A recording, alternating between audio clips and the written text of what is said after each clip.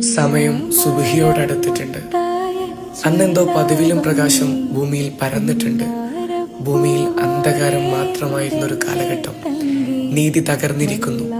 ആത്മാവുകൾ കീറിമുറിയുന്നു. പെൺകുഞ്ഞുങ്ങളെ മണ്ണിട്ടു മൂടുന്നു. അവിടെ ഒരു കുടിലിൽ മഹദിയാകുന്ന ആമിന ബീവി കുഞ്ഞു പ്രസവിക്കുന്നത് കാത്തു നിൽക്കുകയാണ്. വേദന ഒന്നും അനുഭവപ്പെടുന്നില്ല. പക്ഷേ മഹദി പ്രസവിച്ചു. ആൺകുഞ്ഞാണ്. ആ കുഞ്ഞും കരയുന്നില്ല. സുജൂദിൽ വീണുകൊണ്ടാണ് പിറന്നു വീണത്. സമാധാനവും അനുഗ്രഹവും നിറഞ്ഞ നിമിഷം. ആ ദിനം, ആ നിമിഷം ലോകമാകുന്നു മാറാൻ തുടങ്ങിയത്. പേർഷ്യൻ രാജാവിന്റെ കൊട്ടാരങ്ങൾ കുലുങ്ങി. ആഗ്നേയ ദേവാലയത്തിൽ നൂറ്റാണ്ടുകളായി തെളിഞ്ഞിരുന്ന തീ കെടുത്തപ്പെട്ടു. സ്രാവതടാകം വറ്റി വരണ്ടു. അങ്ങേക്കൊരു ചെറുമകൻ പിറന്നിരിക്കുന്നു എന്ന സന്തോഷ വാർത്ത അടിമ സ്ത്രീ വന്ന് അബ്ദുൽ മുത്തലിബിനെ അറിയിച്ചപ്പോൾ അദ്ദേഹത്തിന്റെ സന്തോഷത്തിനും അതിരില്ലായിരുന്നു.